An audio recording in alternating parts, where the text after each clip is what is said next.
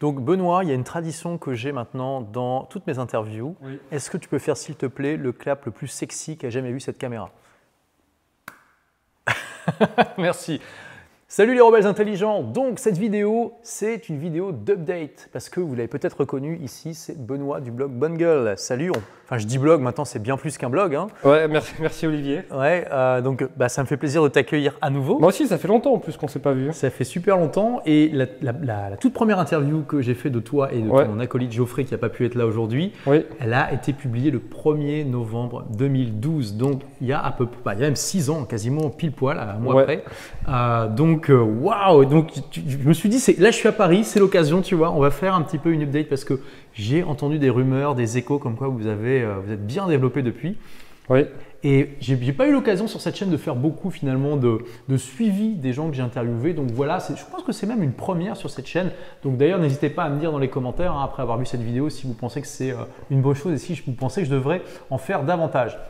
Et donc je me suis amusé avant que tu arrives à regarder l'interview donc de 2012. Donc je vous invite à aller la voir hein, pour les plus curieux parmi vous. Mais d'abord, peut-être que je vais te présenter rapidement quand même parce que Bonne Gueule, peut-être que tout le monde ne connaît pas. Oui, pourtant tu nous as bien cité dans ton livre. Hein. Exactement. Et je t'en remercie. Oui, parce que pour moi, vous êtes tellement l'exemple de ce qu'on peut faire avec du marketing de contenu et donc en proposant vraiment du contenu intéressant aux gens pour se différencier même avec un business physique. Que, voilà, j'ai voulu vous mettre en avant parce que vous êtes un magnifique exemple. Donc à la base, vous êtes un blog de mode masculine. Hein. Ouais, que j'ai fondé en 2007, donc il y a 11 ans. Et effectivement, tu nous as interviewé en 2012, je crois que c'était un mois avant qu'on prenne nos bureaux à Paris. Donc le but de Bonne Gueule, c'est d'aider les hommes à se sentir bien dans leurs vêtements. Donc le pitch habituel, c'est on le fait à travers nos contenus, donc la chaîne YouTube, le contenu sur le site, bonnegueule.fr. Et à côté de ça, en 2014, après avoir vendu plusieurs infoproduits, on a décidé de lancer notre marque de vêtements. Et donc aujourd'hui, on a 2 boutiques à Paris, une boutique à Lyon, une boutique à Bordeaux. Et si Dieu le veut, une boutique à Lille au printemps 2019. Et ça, c'est un scoop pour ton audience. Exclusivité mondiale pour vous les rebelles intelligents. Super, à Lille, donc ma ville natale, ça fait plaisir. Ça fera plaisir aussi à Laurent Briat qui est un grand fan de votre marque et de vos vêtements. Qu'on salue, salut Laurent. Et ça, c'est incroyable parce qu'en 2012, j'ai les chiffres parce que j'ai regardé tout. Mais elle durait combien de temps cette vidéo? Elle dure un bon 50 minutes, peut-être. Ouais, c'était une grosse interview, je m'en souviens. Moi, j'adore faire ça, tu sais, rentrer dans le détail, c'est ce que permet le web. Hein. Tu as un format qui est beaucoup plus long potentiellement qu'à la télé. Et donc, vous avez partagé beaucoup de choses et c'est vraiment drôle de regarder ça avec le recul aujourd'hui. D'ailleurs… J'ai pas osé la regarder, moi. D'ailleurs aussi, je pense que vous pourrez apprécier aussi l'upgrade dans la qualité de la vidéo parce que voilà, on vous met un petit extrait là, mais clairement, il y avait du boulot en termes de lumière, de positionnement des caméras aussi, de qualité des caméras. Là, c'est un petit peu mieux. Donc voilà, c'est toujours sympa de voir le chemin parcouru. Mais il y avait déjà la passion de ton côté. Il y avait la passion des deux côtés, clairement. Et ce que donc vous partagiez à l'époque, Bonne Gueule, c'était à l'époque juste un blog. Vous étiez seulement entre guillemets des infopreneurs, donc aucun business physique. Comme tu le dis, vous n'aviez pas encore lancé vos propres vêtements. Ouais, alors par contre, c'était en 2012. En juin 2012, on avait fait une collaboration sur un jean avec une marque. Donc ça a été un peu pas notre premier pas, mais notre demi-pas dans le physique. On s'est associé à une marque de jeans qui s'appelle Rensen, dont la boutique est pas très loin d'ici d'ailleurs. On avait acheté 150 jeans qu'on avait vendus en 24 heures alors qu'on s'attendait à les vendre en plusieurs semaines, voire plusieurs mois. Donc ça a été le premier demi-pas. Et ça vous a encouragé, vous avez dit waouh, quand même, il y a un truc là et peut-être qu'on devrait en faire plus. Ouais, tout à fait. On s'est dit, on a une manière finalement d'aborder l'événement, de le raconter, de l'expliquer, qu'il n'y a finalement pas tant que ça ailleurs. Et là, on tient quelque chose. Ouais, et donc les chiffres que vous partagiez à l'époque en 2012, c'est 4000 visiteurs par jour pour Bonne Gueule et c'était tout récent parce que en fait, Geoffrey avait travaillé sur le SEO et avant qu'il arrive, je crois, c'était 1 an et demi avant, donc en 2000, il est arrivé quoi, mi-2010 hein J'ai rencontré Geoffrey en janvier 2010, on a bossé ensemble début 2011. Voilà, et donc avant ça, donc 2010, Bonne Gueule c'était 600 visites par jour. Geoffrey arrive, bam, ça passe à 4000 visites par jour. Tout à fait. Et vous étiez, mais alors, tout fier de me dire dans l'interview que vous faisiez à peu près un CA de 5000 € par mois. Oui.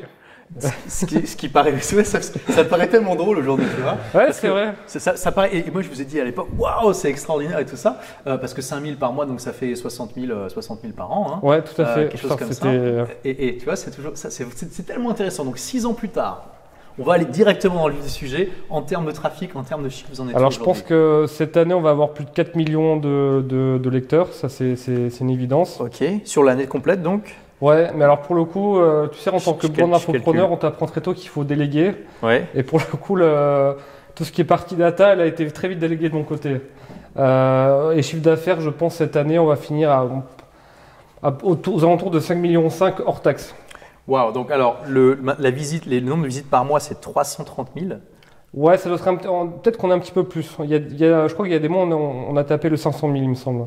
Alors qu'avant, vous étiez à 4 000 par jour. 4 000 fois 30. Ça fait du chemin. Ça fait 120 000. Donc vous avez multiplié par 3 le trafic, au moins. Ouais. Peut-être même plus. Et le chiffre d'affaires, c'est juste démentiel. Donc tu m'as dit 4,5 millions versus 100. Non, 5,5 millions cette année. 5,5 millions versus 60 000. Il y a 6 ans, donc là, attends, il faut calculer, ça fait une augmentation. C'est plus le même ordre de grandeur. Mais c'est intéressant parce que les paliers, tu vois. C'est 91 fois plus.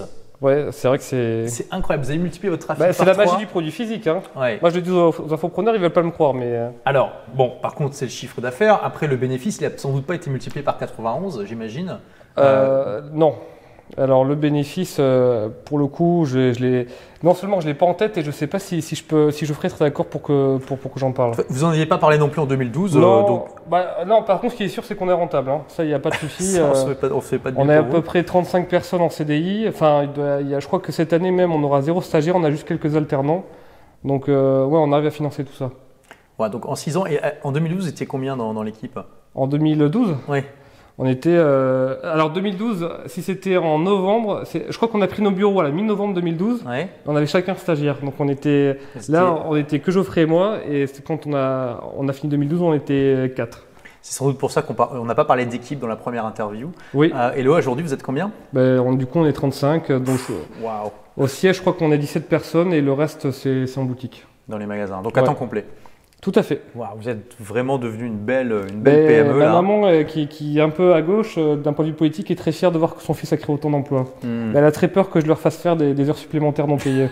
Donc ça fait des discussions animées en famille alors? Exactement.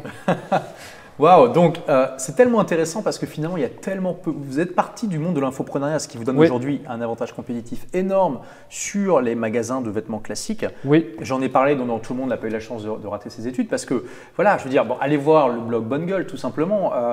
Tous les articles qui sont en magasin, il y a une fiche sur votre blog qui non seulement décrit la composition des vêtements comme un peu partout, mais vous allez bien au-delà parce que vous expliquez pourquoi vous avez choisi ces matériaux, tout à fait. Comment vous avez créé, avec qui vous êtes associé, si vous avez fait une association, comment porter avec des conseils vraiment pour assortir, etc. Comment entretenir les vêtements, toutes des choses finalement simples, mais que les autres magasins ne font pas. Qui viennent du monde de l'infoprenariat. Exactement. Quand tu vends un produit digital, un produit d'information à 1 000 €, il faut justifier le prix. Donc tu dis, dans ce produit, il y a ça.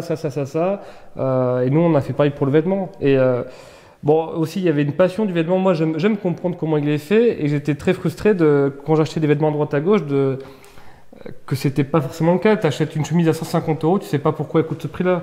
Tu sais pas d'où vient le tissu, etc. Et moi, je me suis dit, si un jour j'ai une marque, ça sera pas comme ça.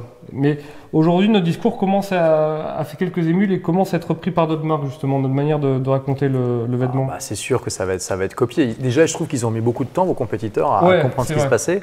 Ça va peut-être venir. Ouais, mais tu vois, il faut garder un coup d'avance sur ce. On avait un marketing qui était très descriptif, et ça, on l'a toujours.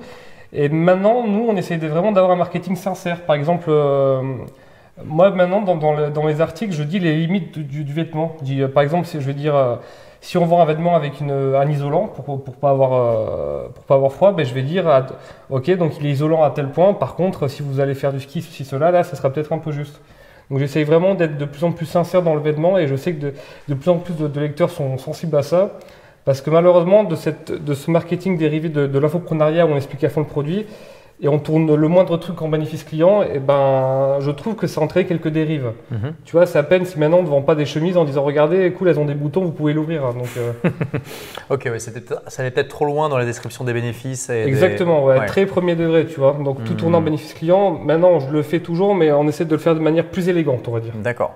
Donc ça aussi, c'est une évolution que vous faites dans votre marketing. Ouais, tout à fait. Mais donc d'ailleurs, vos compétiteurs, bon, ils commencent à se réveiller maintenant, mais finalement, le temps qu'ils aient un blog comme le vôtre, ils peuvent se lever tôt quand même. Parce que, ouais, alors par contre, ils shortcut en français, je dis comment dire. Ils font des raccourcis, oui. Voilà, ils font des raccourcis sur la partie média contenu. Eux, ils essayent directement de. Bah, tu sais, maintenant, avec l'acquisition payante, tu peux tout à fait, via des outils, cibler notre audience. C'est assez simple, donc ils ciblent directement notre audience. Et c'est le jeu. Plus ou moins efficacement, ouais. Les gens qui vous suivent sur Facebook, etc. Voilà, plus ou moins efficacement, et c'est le jeu, quoi. Et nous, on a. Mais n'empêche que vous avez une source de trafic gratuite qui crée, non seulement qui est une super source de lead pour vous, mais aussi une super source d'autorité. Voilà, exactement. Le média, nous, reste toujours au cœur de l'acquisition parce que ça éduque vraiment tous nos lecteurs. Et après, effectivement, d'autres marques capitalisent sur le fait qu'elles ont une audience éduquée qui viennent à elles. Mais ouais, nous, le but, là, la stratégie, par contre, pour le coup, elle n'a pas changé. C'est toujours le média qui convertit, cette passion qu'on a pour les contenus de qualité, pour l'explication, pour la pédagogie. C'est toujours au cœur de notre parcours client, finalement. Et c'est même la première étape. C'est-à-dire que je dis toujours, il faut que la première étape où le client tombe sur Bonne Gueule, on l'aide sur un problème qu'il peut avoir avec le vêtement. Pour un infopreneur, c'est une évidence même, mais je t'assure que quand tu commences à engager une équipe, à embaucher des mecs qui viennent d'horizons très différents, ils ne sont pas du tout sensibles à cette culture de l'infopreneuriat, donc il faut les former à ça. Oui, exactement. Donc c'est ce qui fait votre force par rapport à vos compétiteurs, mais aussi ce qui est finalement tellement fascinant, c'est que il n'y a quasiment aucun infopreneur qui s'aventure dans le monde du business physique. Vous êtes quasiment les seuls en français qui… oui, parce que ça fait peur. Tim Ferriss, il dit toujours qu'il ne faut pas avoir de stock, que les produits d'information, c'est cool parce que tu n'as pas de stock, tu t'emmerdes pas pour les retours, l'expédition, la logistique, et il a raison. Et de l'autre côté, si tu veux chercher beaucoup de croissance, et pour le coup, le produit physique, tu ne peux pas vendre 2 fois la formation blogueur pro à quelqu'un. Non. Par contre, tu peux lui vendre 2 chemises, ça c'est possible. C'est vrai. Mais tu rentres dans des logiques qui sont tout autres, parce qu'il faut gérer de la marge, du BFR, de l'expédition, du développement de produits, etc., etc. Mais moi, en tant que passionné, tu vois, moi j'adore, je vois les plus belles matières au monde, des matières japonaises, italiennes. Il y a une fierté quand le prototype il arrive, on l'essaie, ça tombe trop bien. Enfin, il y a un émerveillement aussi qui est là et que j'espère transmettre à nos clients. Je pense que vous le faites bien. Hein. Ouais. Et oui, on voit bien la passion quand on parle d'ailleurs. Mais bon, c'est vrai que vous êtes toujours dans un domaine où finalement le pont entre information et produit était presque évident, même si beaucoup ont choisi de ne pas explorer ce… Mais attends, mais tu dis ça, mais en 6 ans, évidemment, on a rencontré beaucoup de grands groupes et de grandes boîtes, de maisons de luxe, et eux, ils n'arrêtent pas de dire qu'il faut fusionner le contenu et le marketing, finalement. Et autant il y a beaucoup d'infopreneurs qui ne l'ont pas fait, mais il y a autant de grandes boîtes qui veulent le faire, mais du fait de leur culture d'entreprise, elles ne peuvent pas le faire. Tu vois, parce que de suite, quand elles vont mettre en place ce genre de projet, ça va être des usines à gaz énormes. Mais nous, on a entendu, ça fait 5 ans qu'on dit oui, il faut fusionner le contenu et le commerce, quoi.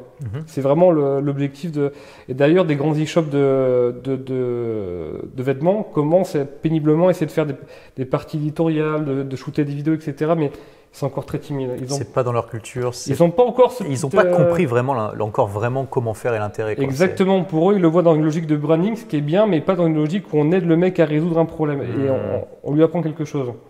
Il y a plus une logique de magazine derrière, mais pas de contenu comme moi je le conçois. Pas de résolution de problème. Pas de résolution de problème, pas de pédagogie, pas d'éducation, parce qu'ils pensent tous que si tu fais un article de plus de 1000 mots, le mec il va trouver ça chiant, il va pas le lire, il va se dire… Ils ont tellement tort. C'est fou, hein. Et je peux dire que c'est pas faute de leur avoir expliqué, hein. Parce que j'ai rencontré beaucoup de marques justement en 6 ans qui nous m'ont demandé mais c'est quoi la recette secrète de Bonne Gueule, et j'ai dit mais la recette elle a rien de secrète. À chaque fois je lui explique. Et comme d'habitude, à chaque fois, la personne ne fait rien de ce que je lui explique. Donc, et c'est comme ça. Non, c'est pas grave, continuez à tout disrupter et puis un jour… Ouais, on essaye. On essaye. Bah oui, donc là, ça vous fait combien de magasins physiques là, 5, c'est ça? Alors 4, et si tout se passe bien avec Lille, 5. Donc, alors, on va parler un peu de cette transition parce que donc, d'abord, vous avez commencé à faire une co-création avec un créateur. Ouais, on en a fait plusieurs. Ça, c'était une excellente manière d'entrer dans la scène. Ouais, mais moi, c'est ce que je conseille aux infopreneurs. Si mettez un pied dans le physique, faites une collab avec quelqu'un. Par exemple, la photo, Laurent, il faut qu'il fasse une collab avec la bagagerie pour de la photo, avec une marque comme ça. C'est ça qu'il faut faire. C'est un très bon moyen. Alors je sais que et même pour les infopreneurs dans la niche Make Money Online, MMO comme on dit, je ne sais plus comment ça s'appelle. Oui, entrepreneuriat, marketing, voilà, exactement. l'argent, quoi. Ouais. Eh ben, je suis sûr que sur de l'objet de voyage, du vêtement de voyage, je suis sûr qu'il y a un petit truc à faire. Il y a toujours un moyen, mais faites des collabs sur l'objet physique. C'est hyper intéressant, hyper enrichissant. Intéressant. Donc ça, vous avez vu que ça marchait bien. Après, vous êtes mis à faire vos propres créations, à les vendre à partir de votre site, mais sans magasin physique. Sans magasin physique. En fait, on s'est dit, bon, les collabs, c'est vrai, c'est cool, ça marche bien. Et tu vois, moi, j'avais cette envie aussi d'avoir notre propre marque, tu vois, et d'essayer de proposer des vêtements à des prix qu'on ne pouvait pas trouver sur le marché. Pourquoi? Parce qu'on n'avait pas d'intermédiaire. Tu vois, d'habitude, une marque, elle vend en plusieurs boutiques qui revendent ça serait un peu… Au distributeur. Voilà, ça serait un peu le rôle des affiliés dans l'infoprenariat, tu vois. Tu vends le produit à d'autres qui le revendent à d'autres. Mais tu vois, il y a un intermédiaire. Et du coup, nous, on ne voulait pas d'intermédiaire. C'est-à-dire que le but, ce n'était pas de revendre à d'autres boutiques multimarques. Le but, c'était de vendre directement à notre audience et d'être du coup forcément plus compétitif. Et de proposer des produits, tu vois, par exemple, nous, un de nos best-sellers, c'est notre chemise en chambré japonais. Donc, c'est un tissu en coton qui vient du Japon. On la vend 130 €. Et alors que chez plein d'autres marques, elle est à 150, voire 200, 250 €. Donc, c'est à partir de là qu'on a réussi à avoir un début de traction avec la marque de vêtements. Et comment vous faisiez pour gérer vos stocks à l'époque? C'est vous qui faisiez ça ou vous passiez par… Non, alors pendant longtemps, on l'a internalisé. On avait nos bureaux dans le Sentier, donc il y avait beaucoup de cartons dans nos bureaux. Je ne sais pas si tu es déjà venu d'ailleurs dans nos bureaux déjeuneurs. Non, je ne suis jamais venu, ouais. Donc comment on faisait? Il y avait Florian qu'on avait recruté pour l'expérience client, la logistique, qui s'occupait de tout ça. Donc il avait un petit stagiaire avec lui. Et puis voilà, quoi, il préparait tous les colis. Mais moi, avec Geoffroy, on a passé quelques week-ends à préparer les colis. Quand tu vends 300 paires de chaussures en un week-end, il faut aller au bureau, les mettre dans des boîtes, mettre du scotch, etc. Et ça faisait partie de l'aventure, tu vois. On se disait, dans 10 ans, on sera hyper nostalgique de tous ces moments-là qu'on a passé à mettre nous-mêmes les vêtements dans les emballages. Alors, tu es nostalgique là? Un petit peu, ouais, c'était le fun. Il y avait une espèce d'ébullition, d'énergie créative. C'était la fast life, quoi. Tu vois, ça allait vite. Ça allait vite. On avait tous les mains dans le cambouis. C'était vraiment sympa, quoi. C'était les premières années de bonne gueule. Et bon, forcément, aujourd'hui, avec le volume de commandes qu'on a, on a un logisticien depuis un moment. D'accord. Et ça nous permet, du coup, de se concentrer plus sur l'essentiel. D'accord. Donc, tout ça, vous avez géré en interne, etc. Mais quand est-ce que vous vous êtes dit, OK, maintenant, il est temps de passer à l'étape suivante, la boutique physique? Parce que ça encore, c'est une grosse étape. Alors, ça, c'est presque par hasard. L'histoire, elle est simple. On louait des bureaux avec une autre boîte qui s'appelle l'Exception, que je salue, qui est un e-shop multimarque. Et ils sont partis de nos bureaux parce que c'est ça qu'on disait, ils avaient besoin de bureaux plus grands. Donc nous, on s'est retrouvés avec un grand espace et Geoffrey voulait le relouer à d'autres entreprises. Et Flo, qui était le responsable client, etc., a dit: attendez les gars, moi j'ai beaucoup de clients qui veulent venir essayer le produit, beaucoup de retours et tout, qui chacun me demande: ouais, je suis sur Paris, est-ce que je peux venir essayer le produit dans vos bureaux, parce que plutôt que de m'embêter avec les colis, etc. Donc Geoffrey on a dit bon, ok, vas-y, on va faire un test, on va ouvrir les bureaux le week-end, on va transformer ça en showroom.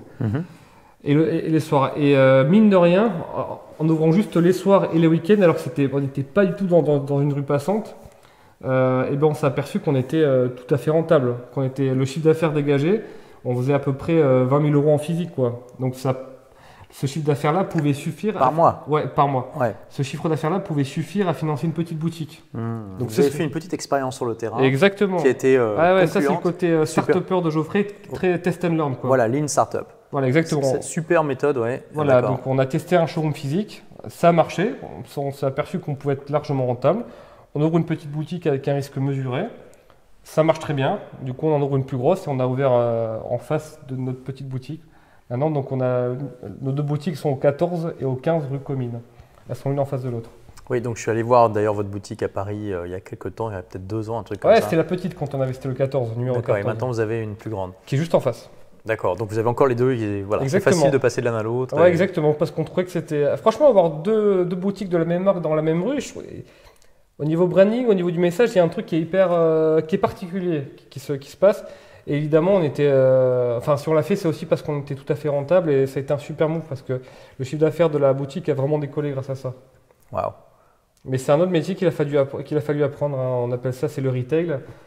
Comment est-ce qu'on fait pour que les gens viennent en boutique, pour qu'ils passent un bon moment et qu'ils soient contents de faire un achat et comment est-ce qu'ils découvrent la marque. Et c'est vraiment des problématiques qui sont plus que jamais d'actualité chez Bonne Gueule. Et c'est hyper intéressant.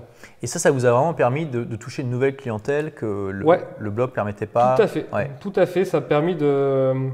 En fait, tu avais des personnes qui, mine de rien, on vend des vêtements, tu avais des personnes qui voulaient essayer, tu avais des personnes qui n'étaient pas encore tout à fait à l'aise avec le fait d'acheter en ligne. Donc ça a permis vraiment de faire venir des gens en boutique et de faire de nouveaux clients fans, etc. Puis on était dans le Marais, donc c'était quand même une rue un petit peu passante, on va dire. Donc là aussi, on a pu capter un super trafic. Et puis pour les gens, c'est devenu un bon moment de venir dans notre boutique. Puis les paniers sont plus élevés, tu as moins de retours, donc on a toujours ce mythe un peu de l'e-shop qui coûte rien par rapport à une boutique physique, mais en fait c'est pas vrai. Parce qu'il y a plus de retours. Tu as plus de retours, les paniers sont plus élevés parce que le mec il vient pour une chemise et puis il dit ah mais attendez mais je savais pas vu que vous aviez cette veste avec, je vous en prie essayez-la. Ouais, t'as moins de retours, le client il essaye en vrai, les paniers sont plus élevés, donc il faut pas jeter le retail physique aux orties, quoi. D'accord, donc même encore aujourd'hui ça a de l'avenir.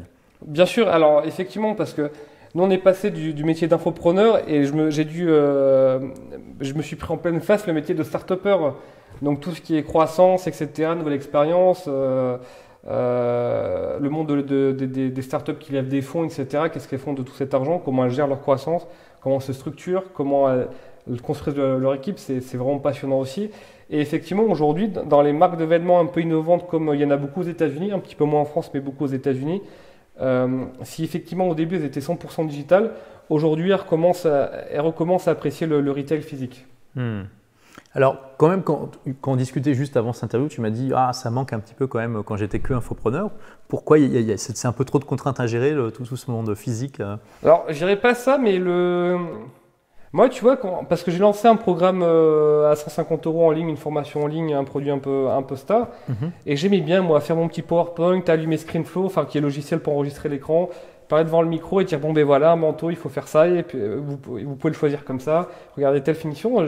J'aime toujours autant transmettre et créer du contenu en fait, c'est ça. Et forcément mon métier d'infopreneur qui est devenu un métier d'entrepreneur, j'aimerais bien en trouver plus de temps pour créer à nouveau et prendre le temps de faire de beaux articles. C'est vraiment un truc qui me manque un petit peu. Ah oui, donc tu n'as plus le temps d'écrire aujourd'hui pour ton blog? Si, j'écris toujours, je fais des vidéos YouTube et j'aimerais bien quand même avoir encore un tout petit peu plus de temps pour développer des nouveaux concepts et les traduire en articles. D'accord, donc vous avez quand même une équipe de rédacteurs?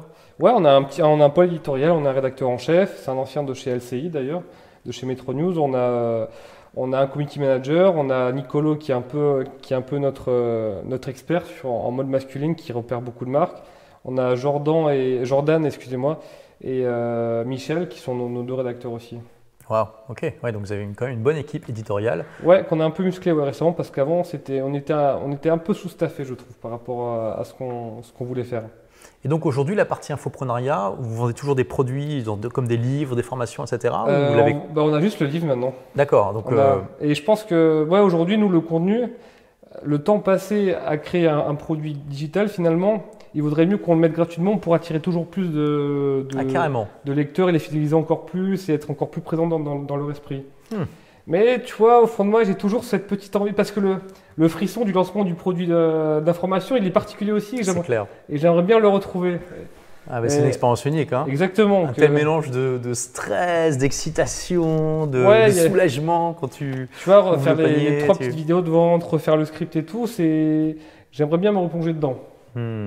Ok. Mais bon, donc pour l'instant, c'est devenu un revenu complètement annexe. Exactement. Ouais, aujourd'hui, nous, 99,9% du chiffre d'affaires, c'est la marque de vêtements. Ça, c'est clair. Okay. Et c'est super aussi. Enfin, moi, c'est une vraie passion que j'ai, le vêtement, depuis presque 11 ans. Et c'est super aussi de voir que tu as des gens que je croise dans la rue, ils sont habillés en bonne gueule, ils ont le manteau bonne gueule, ils me reconnaissent, ils me disent « Ah, salut Benoît, j'adore ce que tu fais. Bah tiens, regarde, j'ai acheté votre chemise, je suis super content. » Enfin, ça n'a pas de prix non plus. Ça, c'est merveilleux. C'est clair. Et donc, dans cette interview de 2012, vous partagez que vous veniez juste, ou vous étiez sur le point d'acheter un site en anglais. Ah oui. et que vous étiez vraiment super excité à l'idée de vous lancer à la conquête du marché anglophone. Alors, c'est devenu quoi ça? Alors effectivement, on a fait le voyage d'affaires en 2013 à New York. C'était vraiment marrant ce truc parce que il appartenait à 2 Coréens. Ouais. Et donc j'ai fait mon premier voyage d'affaires grâce à Bonne Gueule en 2013. Donc on a fait un super resto, on a acheté le site.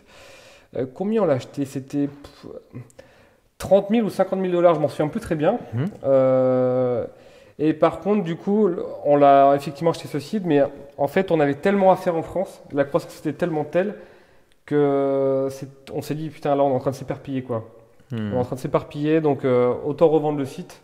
Et la ressource qu'on avait en France sur le site américain, autant la mettre sur le marché français qui même encore aujourd'hui nous demande on a encore tellement de choses à faire. Donc c'était une erreur dans le sens où on s'est éparpillé.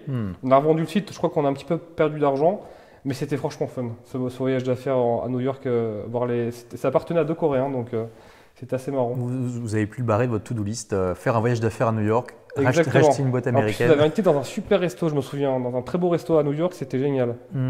Donc, donc finalement, ce que ton analyse, c'est celle de beaucoup d'infopreneurs qui, à un moment, essaient un petit peu l'aventure en anglais, puis laissent tomber parce qu'il y a tellement de choses à faire encore en français. Ouais. Finalement, le seul infopreneur francophone que je connaisse qui est vraiment réussi en anglais, c'est Alexandre Cormon. Je ne sais pas si tu connais. Ouais, si. Lui, il marche très bien en anglais. Il y a, comment il s'appelle, Grégory Lagrange, lui, qui dit qu'il a plusieurs sites, qu'il a un gros site en anglais sur le jardinage. Donc, là aussi, c'est un. Donc, il y en a quelques-uns, mais c'est clairement pas. C'est plutôt l'exception qui confirme la règle. Ouais, il y a des bons acteurs quand même en général sur le marché anglophone. C'est clair. Après, tu vois, Alexandre Cormon dans Love Coach avec la petite French touch, clairement, ça le distingue immédiatement. Effectivement. Mais tu peux pas utiliser la French touch dans tous les domaines. Toi, dans ton domaine, quand même, tu pourrais essayer. Hein.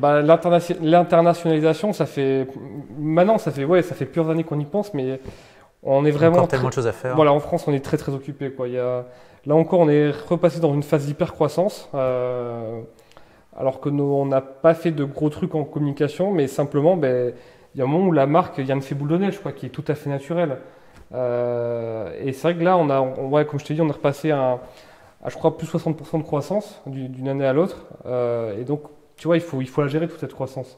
Il faut financer les stocks, il faut bien les anticiper, etc. Et là, il ne faut vraiment pas qu'on s'éparpille. Et dans cette interview de 2012, vous disiez que vous aviez un rythme de travail assez tranquille, pas non plus en mode semaine de 4 heures, clairement, mais plutôt tranquille. Alors ça a bien changé. Ça a bien changé. Ouais, là par contre, pour le coup,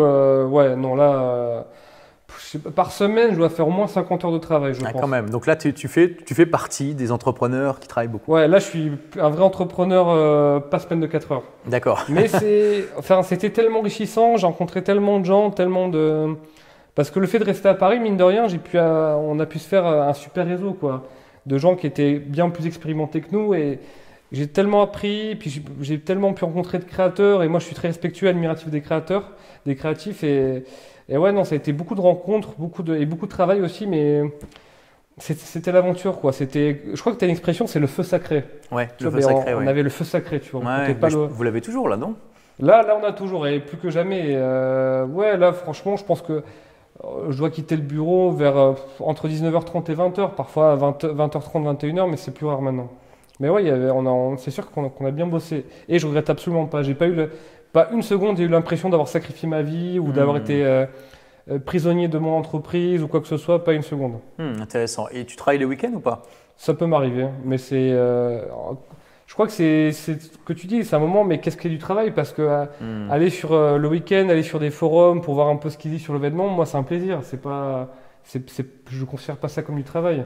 Aller dans des boutiques, discuter avec des créateurs, essayer d'événements, pareil pour moi c'est un plaisir. Je ne le compte pas comme c'est pas du travail. Mais ouais, on travaille un peu les week-ends. Et de toute façon, quand tu as 35 personnes, tu es forcément sur le feu, il y a forcément beaucoup de choses à gérer.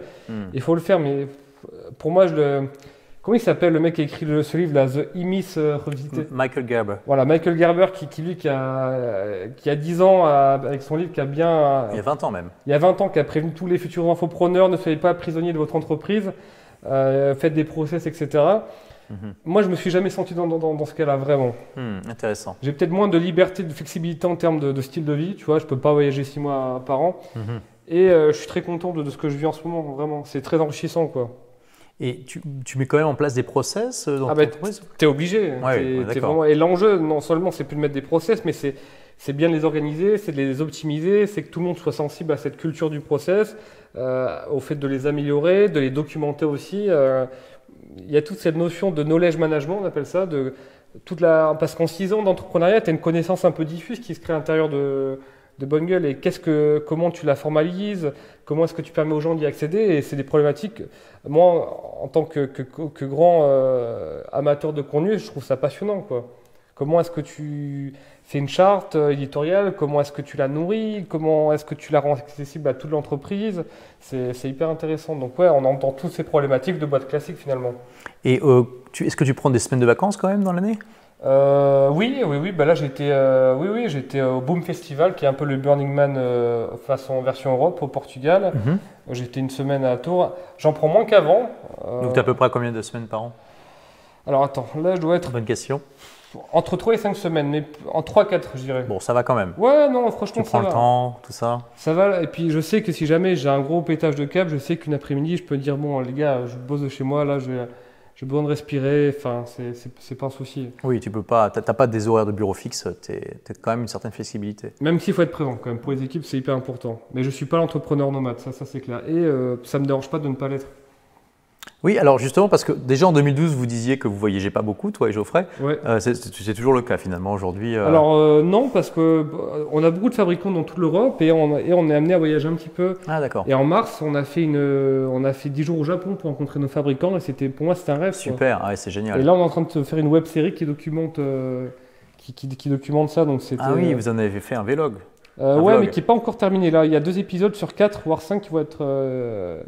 Et ouais, donc ça, c'est. Et connaissant les Japonais, ils ont dû bien vous accueillir. Ah, c'était génial. C'est presque C'est embarrassant tellement ils sont Ouais, généreux. bah justement, ça c'est génial parce que tu vois, ils ont un sens du retail, du service qui est incroyable là-bas. Et moi, j'ai qu'une hâte, c'est d'y retourner. Il y a plein de bonnes idées à prendre, à ramener en France, dans les boutiques. Enfin, c'est vraiment génial. Donc, c'est vrai que je peux pas voyager un mois au Brésil ou je sais pas où. Et tu vois, on peut voyager pendant 12 jours au Japon, rencontrer nos fabricants, aller à Tokyo et c'est génial aussi. Donc tu joins l'utile et l'agréable. Tout à fait. Et c'est payé par la boîte puisque c'est un voyage business. Ah oui, bah là complètement. Je peux te dire pendant 2 jours pour le coup, autant c'était le kiff, mais j'ai pas une seule fois l'impression d'avoir été en vacances. Hein. pas un seul instant. C'était hyper intense et c'était génial. Dans l'interview de 2012, vous dites que vous utilisez Aweber comme logiciel autorépondeur. Est-ce que vous avez changé un peu d'outil aujourd'hui? Oui, parce qu'Aweber, ils ont pas su. Ça, c'est le. En 2012, ils étaient très bien. Ouais, et aujourd'hui, les gars, attention, c'est des dinosaures. La gestion c'était pour les accents. Non, mais c'était. Ça, c'est l'exemple type d'une boîte qui était leader et qui n'a pas su évoluer. Qui s'est encroûtée, tout s'est calcifié, les articulations. Moi, j'aime bien comparer une boîte à un corps humain. Geoffrey, il aime bien comparer une boîte à une machine, mais moi, c'est un corps humain. Et ça serait vraiment le corps humain qui n'aurait pas été assez stimulé, pas assez fait de sport et qui s'est atrophié. Et aujourd'hui, on est sur Mailchimp. D'accord. Donc je trouve que Mailchimp est plus. Ouais, mais je crois même qu'on a enfin vu qu'on a un autre outil, il me semble. Simon, notre CTO, notre directeur de la technique, pense à changer d'outil parce qu'à Weber, on est limité sur certains points. Mailchimp, tu veux dire? Ah oui, Mailchimp. Mais à Weber, on l'a changé depuis bien longtemps parce que c'était. Comme tu dis, c'est devenu des dinosaures et c'est dommage. C'est incroyable, ouais. Ils avaient plein de trucs à faire sur le. Ah mais là, ils sont largués. Ouais, même avec tous le Messenger, tout ce que. Je crois que maintenant, il y en a même qui font du marketing via WhatsApp. Ils avaient plein de trucs à faire et il a fallu batailler pour qu'ils prennent en charge tous les accents, quoi. Enfin, et ils ont juste mis en place que récemment le double opt-in dans d'autres langues, notamment le français. C'est incroyable. Non mais. Et pendant ce temps-là, tu as des outils de malades qui ont été créés. Donc, tu as ActiveCampaign, Drip et tous ces trucs-là qui ont amené un Fusionsoft dans un autorépondeur qui marche vraiment. Exactement. Contrairement à Fusionsoft. Et enfin, donc là, on parle un peu en chinois pour les gens qui ne connaissent pas. Mais voilà, les outils ont bien évolué. Vous avez aussi suivi ça. Ouais, complètement. Et même tout ce qui est YouTube, etc. Parce qu'en 2012, il y a 6 ans, c'était loin d'être développé comme c'est là aujourd'hui. Oui, d'ailleurs, vous avez été parmi ceux qui m'ont inspiré. Alors, c'est bien parce que je crois que je t'ai inspiré à démarrer le blog il y a quelques années. Moi, je t'ai découvert en 2008, mais ça va faire 10 ans d'ailleurs, parce que je me souviens, j'ai découvert des livres pour changer de vie en 2000, à ma rentrée d'école de commerce, septembre-octobre 2008. Donc ça fait 10 ans que je connais tes écrits. Et ce qui est incroyable, c'est que jamais je me serais imaginé 10 ans plus tard être interviewé sur ton canapé, quoi. On avait même, attention, parce qu'on avait parlé de même faire ça dans la baignoire pour rigoler. Donc peut-être ça sera pour la prochaine. On évolue après dans l'intimité. Ouais, je t'ai découvert il y a 10 ans et c'est vrai que c'est... ouais, et je suis tellement reconnaissant parce que mine de rien, tu m'as éduqué à tellement de concepts qu'il y a 10 ans plus tard, j'y pense encore, des trucs très simples aujourd'hui, mais le fait de déléguer, la Tim Ferriss que j'ai découvert, enfin, moi j'ai des gens qui découvrent Tim Ferriss que maintenant, qui disent mais moi c'est génial, et je dis mais attends, moi ça fait 10 ans que je... Mais c'est clair, là j'étais à un événement ce week-end où j'étais speaker et j'ai posé la question pendant ma conférence, qui ici a lu La Semaine de 4 heures, et sur, ouais, allez, 400 personnes, il y a la moitié des gens qui ont levé la main, ce qui est déjà pas mal. Mais je leur ai dit, ouais, c'est dingue quand même, 10 ans après, il y a encore des gens qui ne connaissent pas, quoi. Moi ça m'a beaucoup, parce que Tim Ferriss c'est une introduction à l'infoprenariat, pour faire simple. Oui, et puis à l'automatisation, à une autre vision de l'entrepreneuriat. Et on peut ne pas être d'accord, mais il y a toujours des choses à apprendre. C'est extrêmement nourrissant comme pensée. Exactement, surtout quand tu commences ta boîte avec ça, ça t'amène déjà, tu as déjà les bonnes bases sur le fait d'automatiser, de déléguer, pas être prisonnier de sa boîte, mettre les process, ne pas hésiter à se faire assister. Enfin, tu vois, et je te remercierai jamais assez de tout ce que tu as apporté au Benoît pré-Bonne Gueule, avant Bonne Gueule, parce que j'ai découvert tellement de choses via ton site qui m'ont beaucoup servi pour la suite. Merci, ça me fait plaisir. Mais justement, je voulais dire que voilà, je t'avais inspiré il y a longtemps, mais que toi et toute l'équipe de Bogon, vous m'avez inspiré notamment à un peu monter la qualité des vidéos YouTube. Vous avez été parmi les premiers à faire des vidéos qui étaient comment dire, un peu scriptées, un peu chiadées, un peu haut de gamme, quoi. On a encore beaucoup de progrès à faire là-dessus, effectivement, mais enfin, nous, tu vois, quand tu as une marque de vêtements, tu es obligé d'entrer dans une logique de branding. Donc, tu es obligé de travailler ton image. T'es plus, le 80-20 ça marche pas aussi bien que… Tiens, intéressant. Ok. Donc, tu veux dire que là, tu vas plutôt aller chercher la perfection dans le détail. Tu es obligé de passer 20% de temps en plus pour chercher 5% en plus du résultat final. Mais c'est… Parce que tu penses que sur le long terme, ça rapporte plus que 5%. C'est que ça, c'est de la pensée de l'infoprenariat. Si tu regardes avec ces lunettes du ROI très chiffré quantitatif, c'est un non-sens et ça va le rester. Par contre, il y a un moment, il faut créer de la désirabilité, il faut créer une image, il faut créer un branding, il faut créer une personnalité, et tu es obligé quand même de passer du temps sur une belle image, sur des beaux contenus. Ne serait-ce que pour…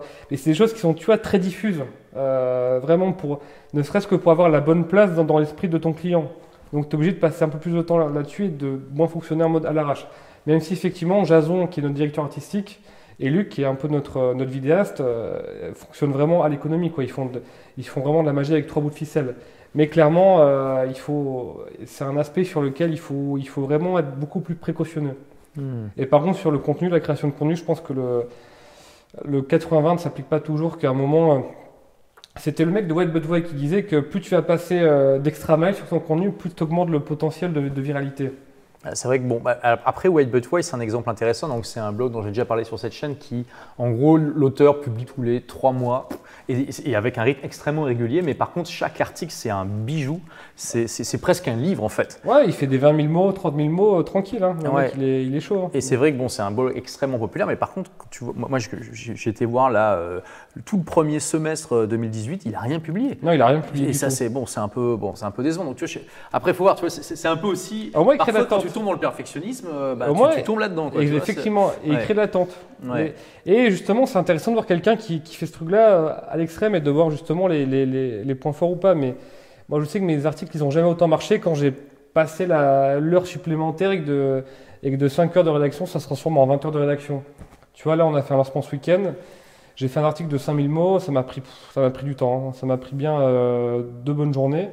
Et on a vendu… 5000 mots, c'est pas mal, ouais. Ouais, et on a vendu 350 pièces à 580 €. Ah, c'est un article qui décrivait le vêtement. Ouais, on a vendu ça en 48 heures avec Incroyable. Je veux dire, vraiment, allez voir les articles de Bonne Gueule, et notamment les fiches produits qui présentent les vêtements. Vous voyez ça nulle part ailleurs. Enfin, c'est fou, hein. Peut-être un peu quelque part, mais je veux dire, c'est vraiment un exemple tellement intéressant donc de contenu qui est vraiment là pour éduquer la personne et apporter de la valeur. Je vais te donner un peu la petite histoire derrière ces fiches produits. Je me suis inspiré de 2 choses. Vas-y. La première, c'est effectivement les pages de vente très longues des infopreneurs, tu vois, qui détaillent tout en long en large en disant plus la page produit est longue, plus le prix sera justifié. Et l'autre source d'inspiration pour moi, ça a été Apple, tu vois, qui allait jusqu'à faire un paragraphe sur le chanfrein de l'iPhone 5, je crois. Sur le quoi? Le chanfrein, le bord, le contour de l'iPhone, sur la lentille, sur le verre utilisé, sur l'aluminium utilisé. Et ça m'a beaucoup inspiré aussi. Donc tu parlais du branding et tu me disais aussi, avant qu'on démarre cette interview, que c'est un petit peu un des défauts des infopreneurs, c'est qu'ils ne se focalisent pas assez sur le branding. Alors toi, qu'est-ce qui t'a fait le déclic? Parce que donc, tu nous as dit un peu l'intérêt, c'est d'attirer un petit peu, de polir l'image, mais qu'est-ce qui t'a fait le déclic? Qu'est-ce qui t'a fait que tu t'es dit, ok, maintenant il faut que je m'y mette? Alors, déjà, quand je vois ce qui se faisait chez les infopreneurs, parce qu'ils ont tous un produit concrètement pour monter son blog et le monétiser. Le problème, c'est que tu prends les pages de vente, tu enlèves le nom, ça pourrait être n'importe qui. Tu vois, et quand tu as un discours qui devient très homogène, parce qu'ils se cachent tous derrière l'excuse, oui, mais on utilise les principes de copywriting qui sont indémodables, mais ils utilisent tous les mêmes. C'est ça le problème, ils n'arrivent pas à les transcender, ces trucs. Et tu vois, je me suis dit, putain, est-ce que nous, finalement, on n'est pas en train de souffrir de ça? D'avoir quelque chose de trop générique et finalement de pas assez différenciant. Surtout en plus dans le vêtement, les gens veulent une patte au bout d'un moment. Notre client, il apprend le vêtement avec nous, il commence à apprendre ses basiques et maintenant il se dit, bon, ok, après, qu'est-ce que j'ai finalement? Et du coup, on s'est dit, bon, il faut on fasse une impression un peu plus forte et qu'on soit vraiment légitime en tant que marque de vêtements. Que le vêtement Bonne Gueule, ça soit plus le vêtement d'un blog qui a lancé sa marque, mais que ça soit une vraie marque de vêtements et que même quelqu'un qui ne connaisse pas Bonne Gueule puisse arriver et kiffer le produit. Et donc, c'est important de construire ça, de construire cette image. Et ouais, le déclic, il n'y a pas eu de déclic, mais il y a eu un truc très... pareil, vraiment une réflexion qui a beaucoup maturé.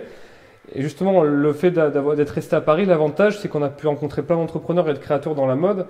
Et justement, tu sais, à un moment, tu fais un déjeuner, on te parle d'aspérité, ensuite on fait un autre, on te parle de différenciation. Puis, tu vois, ça te fait réfléchir. Ça dit, mais est-ce que finalement, ça te remet beaucoup en question et tu dis, bon, il y a un moment, là, où on veut amener Bonne Gueule, où on veut amener la marque de vêtements, il faut que l'image de marque suive. Et donc, en plus, nous, on regardait pas mal ce qu'ils faisaient aux États-Unis en termes de marques un petit peu innovantes. Et on s'est dit, face à la concurrence qui s'intensifie, il faut qu'on ait une personnalité un petit peu plus forte qui passe par le branding. Alors, quelle est votre vision aujourd'hui? Combien de boutiques Bonne Gueule? Quels chiffres? Alors, donc nous, aujourd'hui, comme je t'ai dit, les gens nous connaissent très bien en tant que média, mais beaucoup moins en tant que marque de vêtements. Donc du coup, on va faire un truc qui a, je crois, jamais été fait par les infopreneurs. On va faire une campagne de pub dans le métro. Ok. Ouais, alors je peux te dire que... Il y a une campagne de pub pour mon bouquin, dans le métro. J'ai vu. Mais c'est vrai que ce n'était pas pour un produit d'infopreneuriat. Donc voilà. Ok, intéressant. Donc on va voir ce que ça va donner. Alors c'est Geoffrey qui a chapeauté le projet, donc Geoffrey qui est mon associé. Et si c'est pas héroïste, il le fait pas lui. Vraiment, donc il a appelé tous nos copains entrepreneurs qui avaient déjà fait des campagnes de pub dans le métro en disant voilà, combien t'as payé, qu'est-ce que ça t'a rapporté, quelles ont été les retombées. Puis il m'a dit bon, Benoît, j'ai fait mes devoirs, on le fait. Donc tu penses qu'il va y avoir un ROI positif? Je pense, de combien je ne sais pas, je serais ravi de te donner mon feedback par rapport à ça. Super. Donc voilà, on va faire ça. On continue à travailler beaucoup sur le branding, justement sur l'image des shootings. Là, on a un chef produit, par exemple, qui a quasiment 10 ans d'expérience dans le prêt-à-porter masculin. Donc pareil, on a beaucoup changé ce qu'on appelle le collectionning, c'est-à-dire comment est structurée ta collection de vêtements. Parce qu'avant, c'était beaucoup à l'envie. Tiens, je vois telle matière, en faisant une chemise. Ah, je vois telle matière de jean, tiens, on n'a qu'à faire un jean. Sauf que tu as déjà sorti 3 jeans, tu as déjà sorti 4 chemises et que c'est pas tout à fait cohérent. Donc Julien, qui est chef produit, m'a apporté un peu cette vision. Attends, là Benoît, c'est un peu le bordel, c'est trop à l'intuition, à l'envie, il faut qu'on structure un peu ça. Donc avoir une collection qui est plus cohérente, qui est plus crédible, plus facilement compréhensible. Au niveau du retail physique, le but c'est pas d'ouvrir 15 boutiques, mais voilà, d'arriver à cibler les villes où il y a un potentiel. Donc on a un data analyst en interne qui fait mouliner plein de choses. Il regarde notre nombre de clients online dans telle ville, le nombre d'habitants, ceci, cela. Et puis à partir de ça, on arrive à prendre des décisions sur le retail. Donc là, c'est Lille. Pareil, alors sur le retail, on veut encore aller plus loin au niveau de l'expérience boutique. Là, on a des super conseillers, on a une belle boutique, vraiment, on a des super commentaires des clients qui sont très contents d'avoir une expérience assez unique en boutique et on veut encore aller plus loin, encore avoir une expérience encore plus unique. Donc là, on va lancer les recrutements pour recruter un directeur de l'expérience retail pour savoir comment on peut être une boutique vraiment hyper impactante et vraiment marquante, un peu comme ce qu'on a vu au Japon, Geoffrey et moi. Donc il y a ça, un gros travail sur le retail, un gros travail sur la communication autour de la marque. Il y a toutes ces logiques de boîte classique finalement. Oui. Et donc ça t'excite tout ça? Ouais, bien sûr, parce que je me dis, mais où est-ce que ça va s'arrêter finalement? Puis on continue à avoir une belle expérience et apprendre encore et encore. C'est ça qui est génial. Même si, bon, tu sais, mon plaisir, c'est toujours de temps en temps de me lire un petit guide sur comment faire un cours online, quoi, tu vois, histoire c'est toujours mon petit plaisir. Mais ouais, effectivement, c'est de l'infopreneur à l'entrepreneur, en tout cas, ça a été une aventure humaine qui en tout point fut vraiment passionnante, qui n'a pas toujours été facile. Et de ces moments compliqués, j'ai énormément appris, quoi. Je suis très content de l'expérience que j'ai pu avoir et que je suis en train de continuer à avoir. Parce que tu vois, on a fait aussi une levée de fonds. Il y a eu Ah bon, vous avez fait une levée de fonds? Ouais. Pour financer les magasins physiques? Pas seulement, c'était surtout pour agrandir l'équipe. Parce qu'on avait besoin de profils. Intéressant, un infopreneur classique ferait un lancement pour financer ça plutôt que de faire la levée de fonds. Ouais, mais là, il y avait beaucoup. D'accord. Il nous fallait un peu plus. D'ailleurs, j'ai fait un très long article. Pour expliquer? Pour expliquer la levée de fonds, j'ai dû expliquer qu'est-ce que c'est qu'une… Parce que vous êtes très transparent aussi sur le processus, la stratégie, etc. Ça, c'est un truc hyper important. Ouais. Parce que justement, moi, que ce soit dans la mode ou dans l'infoprenariat, il y a beaucoup de petits arrangements avec la réalité, on va dire. Avec les gens ne disent pas tout à fait la vérité ou l'embellissent, à mon goût, parfois un peu trop. Et un moyen de se différencier, c'est d'être vraiment transparent pour de vrai, entre guillemets. De dire, voilà, on vous cache rien. Donc j'ai fait un long article avec Geoffrey de 3000 mots, je crois. Qui s'appelle comment? Qui s'appelle Bonne gueule fait une levée de fonds, on vous explique tout. Voilà, on vous mettra le lien en description. Il y a eu 100 commentaires, les investisseurs ne voulaient pas qu'on le fasse, en disant mais les gens ne vont jamais comprendre pourquoi vous faites ça. Et je dis bah si. C'est notre mission à nous, c'est de leur faire comprendre. Et chez Bonne Gueule, on a le savoir-faire nécessaire en termes de pédagogie pour le faire. Donc j'ai fait cet article-là où j'explique le pourquoi du comment de la levée de fonds. Et dans les commentaires, j'étais content de voir qu'il y avait certains profs en école de commerce qui l'utilisent dans leurs cours. Ah, super. Ouais, c'est vraiment très cool. Donc vous avez fait rentrer les actionnaires au capital, qui sont actionnaires minoritaires? Tout à fait, Geoffrey et moi, on est très largement majoritaires. Mais du coup, ces actionnaires peuvent vous donner des conseils stratégiques? Ah oui, mais ça a été, c'était génial parce que par exemple, on a l'ancien directeur financier d'Airbus.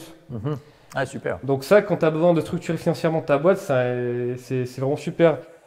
On a aussi François, que je salue, qui a été notre coach, qui est aujourd'hui investisseur chez nous, qui était l'ancien président Europe de Mars, tu sais, les barres chocolatées. Donc en management, lui, il a tout vu et tout vécu. Donc c'est à chaque fois, tu vois, quand tu te poses des questions sur le leadership, comment motiver une équipe, comment on est exemplaire, il a une vraie sagesse, tu vois, il a plus de 60 ans et c'est hyper intéressant. C'est pour ça que je regrette pas tout ça parce que en retour j'ai tellement appris et c'est ce que je déplore quand je vois certains infopreneurs, c'est que une fois que la machine tourne bien, ils sont plus motivés par faire de la croissance. Il y a une espèce de train-train qui s'installe et ils n'ont pas la chance de rencontrer ces profils que j'ai pu rencontrer qui sont d'une très grande sagesse et d'une très grande aide. Oui, après tout le monde n'est pas dans ce cas-là et tu as des gens comme Cédric Anissette qui se développent énormément. Mais c'est vrai que du coup, comme ils ont tendance à partir un peu loin, c'est pas aussi évident pour eux peut-être de rencontrer des profils comme ça. Moi, je suis très content d'être resté à Paris. On aurait pu partir je sais pas où, mais les mecs qui étaient capables de faire passer Bonne Gueule à une étape supérieure, ils étaient à Paris. Ils n'étaient pas en train de se la couler douce sur une île, ils étaient en train de former des équipes. Après, ces infopreneurs souvent vont se former aux États-Unis dans des événements. C'est vrai. Ils ont peut-être aussi l'occasion de rencontrer des gens là-bas qui peuvent les aider, mais sans la culture, effectivement. C'est pas pareil. Ouais. C'est pas tout à fait pareil. Effectivement, il y a ces grands événements aux États-Unis, mais tu vois, le fait de passer une heure. Même les événements en France maintenant, il y en a quand même pas mal. Hein. Ouais, même si là aussi, je déplore que ça sert plus à pitcher un autre produit plus cher qu'à vraiment donner de la valeur aux gens. Tu vois. Moi, j'en ai fait quelques-uns d'ailleurs parce que je t'ai invité. Et il y a eu des événements où j'étais quand même hyper déçu parce que c'était très. Au bout d'un moment, quand tu fais 1 ou 2 millions, et ben, l'étape d'après, finalement, tu n'as plus grand monde. Tu n'as pas d'infopreneur qui existe en France sur l'étape d'après, quoi, tu vois. On t'apprend de passer de 0 à 1000 euros par mois, mais pas de 1000 à 100 000 euros par mois. Et encore moins de 1000 à 1 million d'euros par mois. Et ça, pour moi, cette compétence-là, on l'a eu. Enfin, on a accès à toutes ces compétences-là via notre réseau à Paris. Oui, et on voit vraiment la richesse que tu as obtenue, intellectuelle et de compétences, en explorant ces deux mondes-là, en les faisant se joindre. Oui. Et je pense d'ailleurs, hein, pour tous les rebelles intelligents qui nous regardent encore, qui sont donc normalement super motivés, je veux dire, il y a vraiment une énorme carte à jouer en francophonie, même dans le reste du monde, en prenant le meilleur de ces deux mondes-là. Là, tu en es un excellent exemple. Et tu es une toute petite minorité, donc il y a encore beaucoup de choses à faire. Mais, tu vois, tu parlais de Cédric Anissette, je sais qu'il a un site sur le régime paléo, mais il faut qu'il lance des compléments alimentaires paléo, tu vois. Là-dessus, la scalabilité, elle va être complètement folle. Je sais qu'il a lancé des produits physiques, mais bon, tu sais, un peu genre goodies, quoi, mug, etc. Ce qui est peut-être une première étape. Mais il faut aller plus loin. Après, il fait du bon boulot. Je pense qu'un jour, il va se mettre à faire ça. Et ça, je pense que c'est un truc qui peut le faire passer de 6 millions à 12 millions, quoi, tu vois. Donc, Cédric, si tu nous regardes, Benoît peut être disponible comme consultant. Il est cher, mais ça ne pas avoir peur du produit physique. C'est mon message à tous les infopreneurs, parce que quand même, quand tu as ton nom sur un objet tangible, ça n'a pas de prix non plus. Alors, par exemple, quelqu'un comme moi, qu'est-ce que je pourrais faire comme produit physique? Tout à l'heure, tu as dit des sacs de voyage, par exemple. Alors, j'y réfléchis, parce que je me suis dit, et c'est vrai que je dis ça pour les infopreneurs, mais à Olivier, qu'est-ce que je pourrais lui dire? Vu que tu connais bien mon positionnement et tout ça. Alors, moi, c'est bête, mais je pense que je ferai. Tu as fait un livre, que tu es passé par un éditeur. Oui. Mais moi, je pense qu'après Bonne Gueule, parce que s'il y en a après un jour, je sais pas, dans 5, 10, 15, 20 ans, j'aurais envie de faire un très très beau livre. Tu vois, un livre à 50 balles, un très bel objet physique, un peu comme une Bible quand un entrepreneur serait dans la tourmente, qui pourrait serrer contre lui et se dire, tu vois, un bel objet rassurant. Aux États-Unis, j'ai vu quelques exemples de mecs qui avaient fait des livres à 50 $. Je m'intéresse de plus en plus aux très très beaux livres, tu vois, en tant que bel objet. Et tu as des trucs fabuleux. Et moi, je te conseillerais de faire un très beau livre, mais tu vois, un truc vraiment avec très différencié, pas avec la couverture en carton souple, tu vois. Faire un truc vraiment beau, quoi. Voilà, un bel objet qui tu voudrais avoir dans ta bibliothèque, tu vois, qui pourrait te poser sur cette cheminée, quoi, qui est très design. Que vous ne voyez pas, mais qui est très sympa. Exactement. Donc, un bel objet physique, ou sinon, sur de l'objet de voyage, faire des collaborations avec des marques. Je suis sûr qu'il y aurait des choses à faire. Si on fait un petit brainstorming, je suis sûr qu'on va trouver. Ok, bon, intéressant. Et donc aujourd'hui, quel est votre rôle à toi et à Geoffrey? Alors Geoffrey, lui, s'occupe de la partie stratégie marketing croissance. C'est ce qu'il faisait déjà en 2012. Exactement, donc ça n'a pas changé. Et moi, je m'occupe de la partie produit avec mon chef produit et de la partie contenu avec mon rédac chef. Donc tu faisais déjà le contenu effectivement en 2012, sauf que là, tu délègues beaucoup plus, j'imagine. Ouais, moi, je suis un très mauvais chef de projet, vraiment. Que les projets arrivent en temps, en heure, c'est pas ma plus grande compétence, on va dire. Du coup, Christophe, qui est mon rédacteur en chef, fait un boulot fantastique. Et moi, je continue. J'adore le contenu, je continue à aimer ça, donc je continue à m'occuper de ça.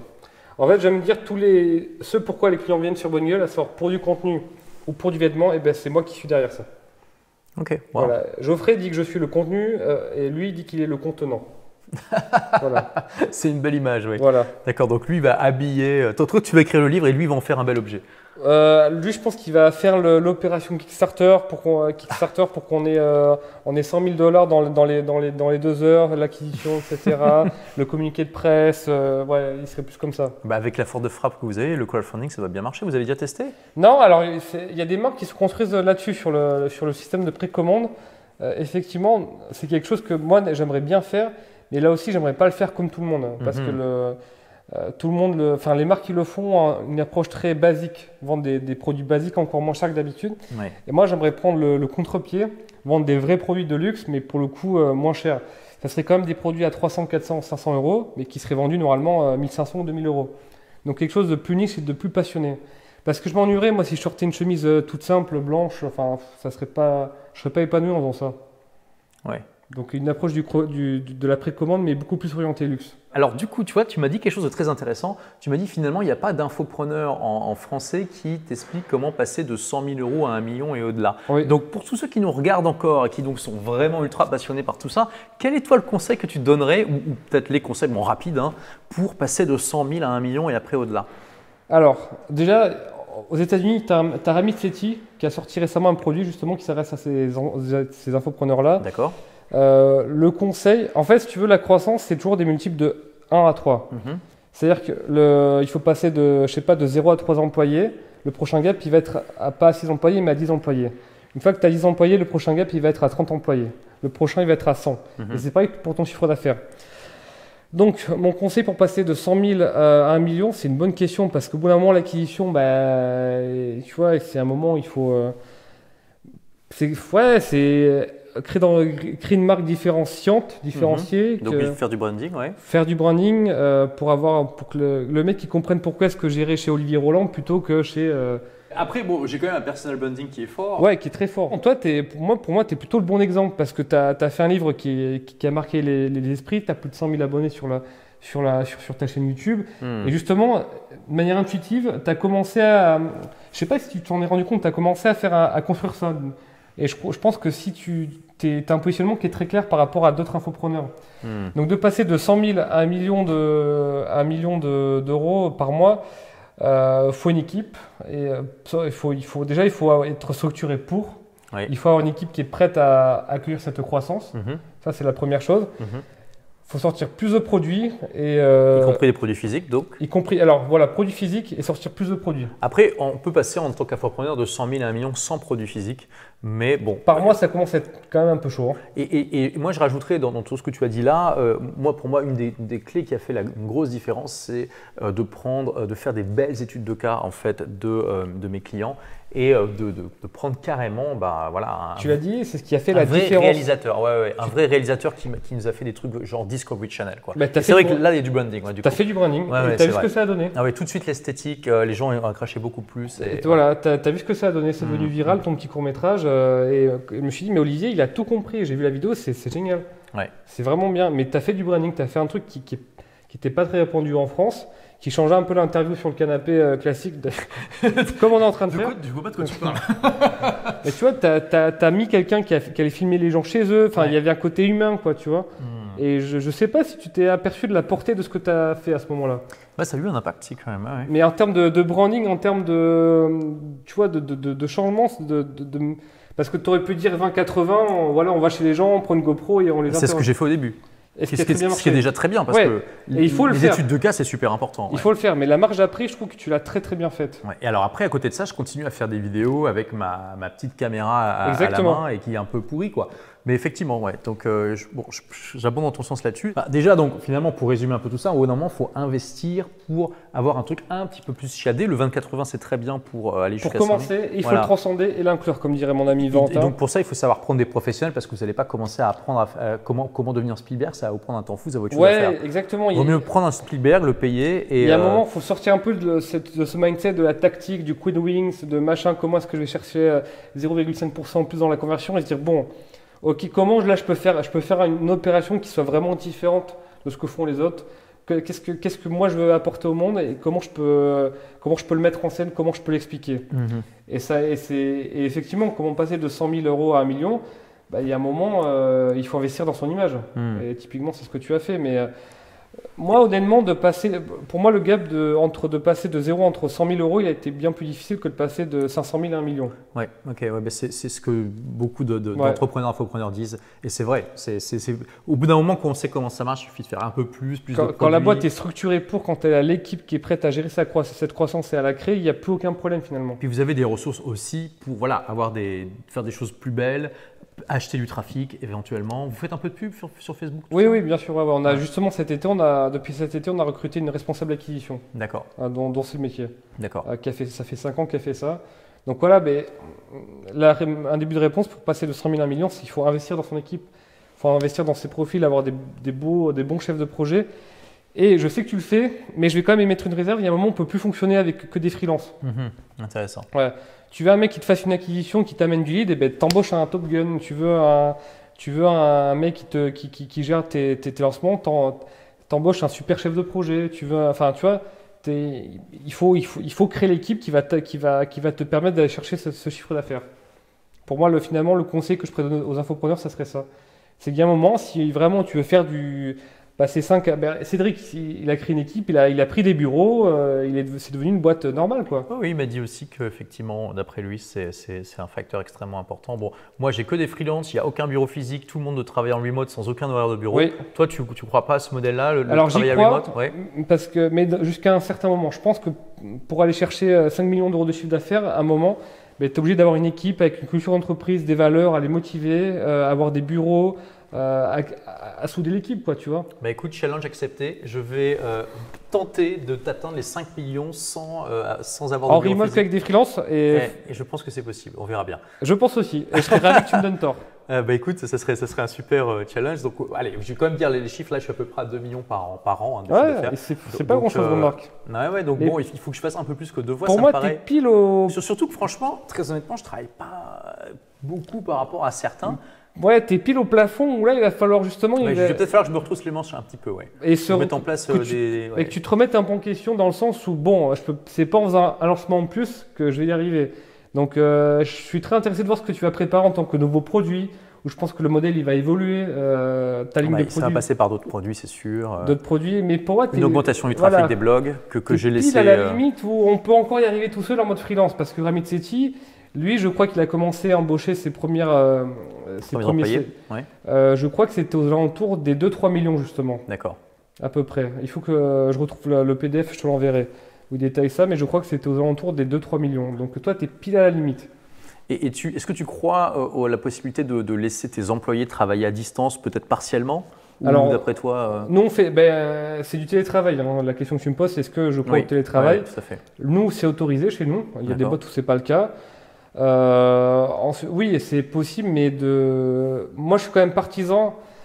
Tu vois, les mecs ils sont ensemble, c'est une équipe et ils sont soudés, quoi. Tu vois, ils sont soudés, il y a des liens qui se créent, il y a des synergies, il y a ce côté un peu intangible et peut-être qu'effectivement ça me coûterait moins cher qu'ils soient tous à distance et tout, mais c'est pas l'aventure humaine que je veux vivre, quoi.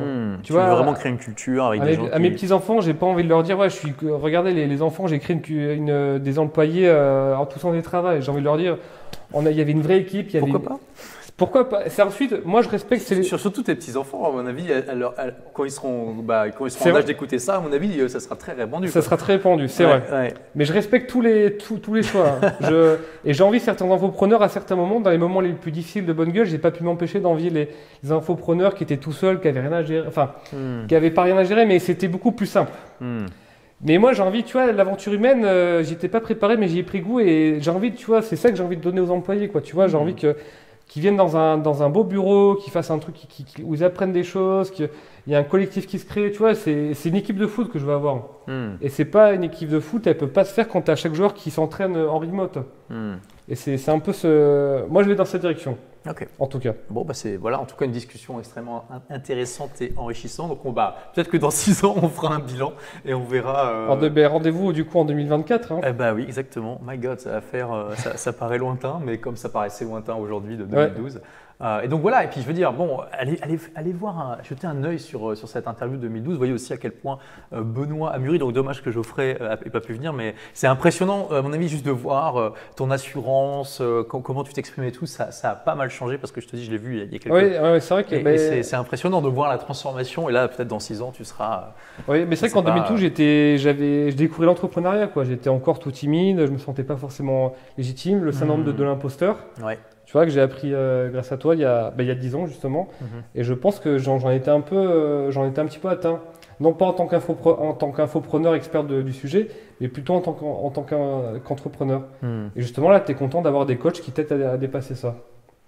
Bon, écoute, waouh. Voilà. Merci beaucoup Benoît d'avoir partagé tout ça avec nous en toute transparence. C'était un plaisir et profondeur. J'espère que ça vous a inspiré, chers amis rebelles intelligents. Et je pense encore une fois que si vous êtes là après tout ce temps, parce que là on doit être à 1h10, quelque chose comme ça, c'est que clairement ça vous a intéressé. Donc voilà, pensez à aimer la vidéo juste en dessous. Partagez-la aussi, envoyez-la peut-être à un ami qui pourrait être inspiré, intéressé par le parcours de Benoît. Moi, je vous dis à demain pour la prochaine vidéo. En attendant, n'oubliez pas, soyez rebelles, soyez intelligents, faites partie des gens qui se bougent, puis faites partie des gens comme ça qui savent explorer des mondes différents et puis faire une belle fusion comme Benoît l'a fait pour tirer le meilleur de chaque monde. Ciao! Salut!